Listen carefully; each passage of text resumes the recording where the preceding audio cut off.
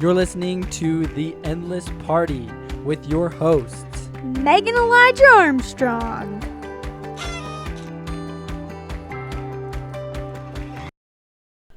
Hello everybody, welcome back to The Endless Party. Today we're going to talk about something that's rather near and dear to mine and Meg's heart. No, not really. We actually have been able to work through a couple things. So we actually want to talk specifically about the dreams that we were pursuing and when God basically says no. And when those broken dreams and how we really revamp and refocus and help ourselves to recognize that we are more than just our dreams.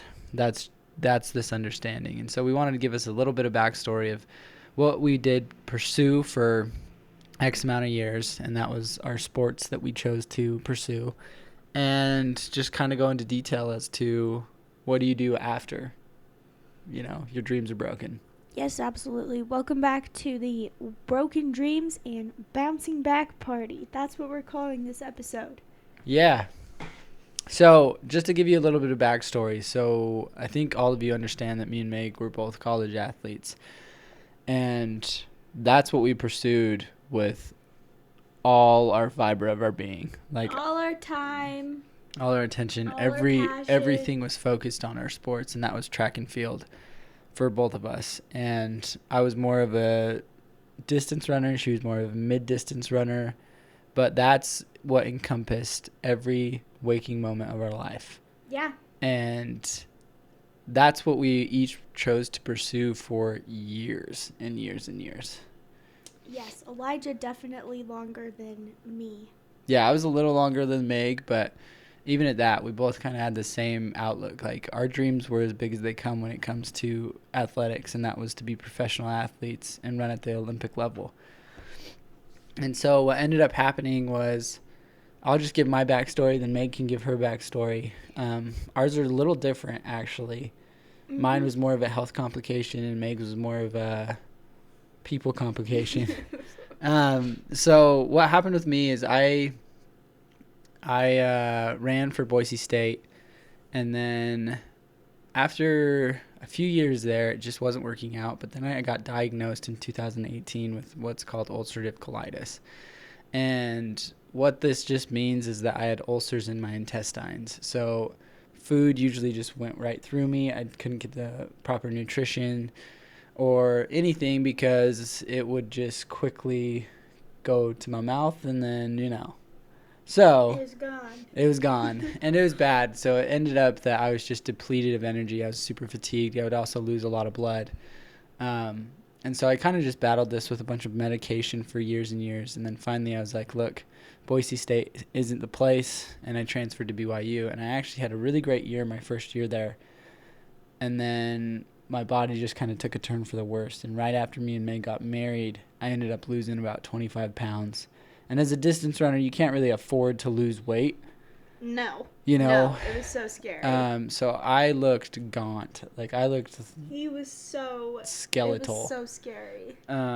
He was so little. So then I just tried to kind of pursue it on and off, and I would end up running for 2 weeks, and then I had to take 2 weeks off, and then this endless cycle just kept repeating itself till finally I had a conversation with my coach, and it was just a real conversation of, at what point do you just have to say, like, enough's enough and put your health first.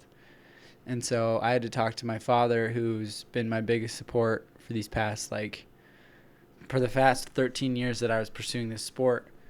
And it ended up that, I just had to let go and focus on getting healthy. And luckily I've been able to do that, but it's really difficult because then you would watch your friends. I literally watched my best friends sign pro contracts with Nike and Adidas and Asics and Hoka and a plethora of different other brands out there. And then I even watched my teammates compete at the USA national level, and then they competed at the Worlds. Some of them even were one or two places off of going to the Olympics, and these are people that I brush shoulders with on a daily basis. And so it's really difficult, but before I go any further, I want to have Meg share her background and her experience, and then we'll go into details on how we really just revamped and bounced back from these setbacks.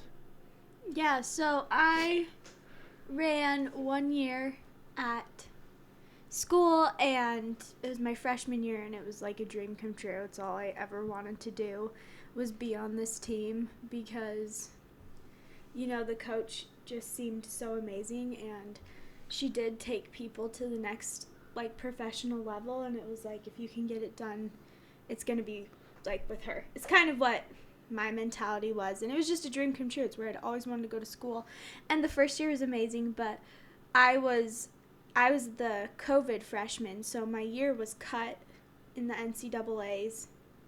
Yeah, And everybody had to go home. Everybody had to go home I think it was like April. It was March. Yeah, March. It was March.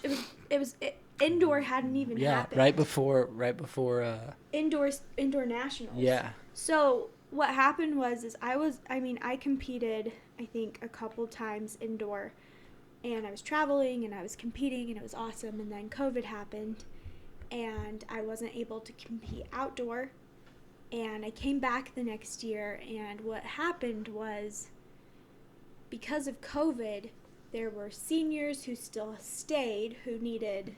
Because COVID gave everybody an extra year. So there were new recruits and there were old seniors who should have graduated, but they were still there. So what ended up happening is there was a giant team. And I was a walk-on. And so what happened was, long story short, based on my situation of not having a scholarship, I was cut from this team. And it doesn't really matter how anymore. I think I'll go into that in a different podcast. But long story short, it didn't matter how fast I was, It was garbage how she was cut. It was like... It was really dumb. I didn't even get, called into the office There was no class integrity or character on how she was cut. All that happened was I was pulled out of the team group chat, and this was something that, I'd been on this team for, like, a year and a half now, a little bit longer, so... It was a really hard situation because there was nothing I could do. It was somebody else who said, you're done. Like, you're done. You can't be on this team anymore. Like, you're not going to run anymore. And that was so hard for me. So the next year, I actually decided to transfer to a different school. And what happened is I started in the spring. I transferred in, like, January and started running in the spring. And then I got pregnant. And then that pregnancy, unfortunately, it didn't end up working out, but I decided that, well, obviously, you can't run very fast when you're pregnant. So I wasn't running very fast, and I couldn't figure out why, and it turned out that I was pregnant.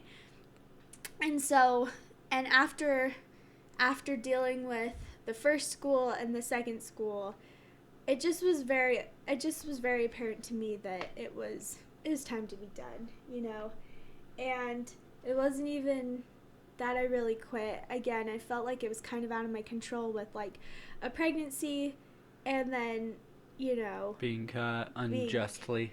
Being cut unjustly.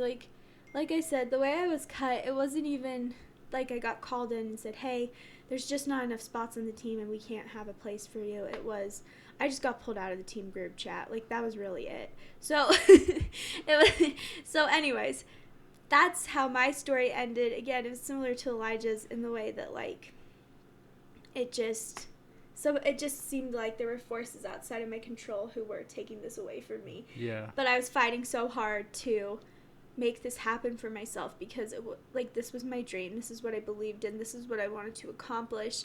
And I just felt like after meeting Elijah and with all of his background and history and track, I just felt like, man, there probably is an even greater chance of me being able to accomplish what I want to do because, he's so, well-read in the sport and, like, all the things. But it just was not the case. Yeah. And we say this lightly now, but at the time, it was so devastating. Like, we both cried.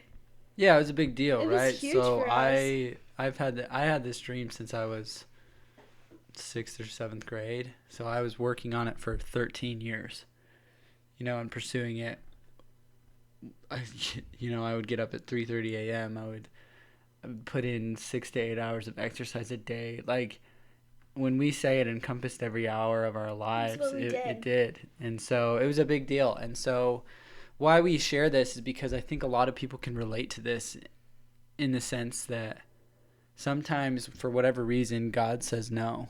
And the dreams that you think are in your best interest truly aren't. And that's really, really difficult to swallow and really difficult to deal with. And so, what we want to talk about now is just how we chose to bounce back from this and what we've done in order to recognize our true potential and recognize our new goals and our new dreams and our new aspirations as individuals and as a couple. Yeah, absolutely. I think I'll go first. I think my initial problem is that when all of this happened, I was just very angry with God. I wasn't like accepting, and I blamed him because I had so much faith in him, and I was like, I'm working so hard. I'm doing all I can, all I know how to do to like make this work out, and it's just not working out. And so I was so mad at him because I was like, if anyone could have helped me and like helped me stay on the team or helped me keep running, it'd be you. And it just didn't work out like that. And so I think the first step for me to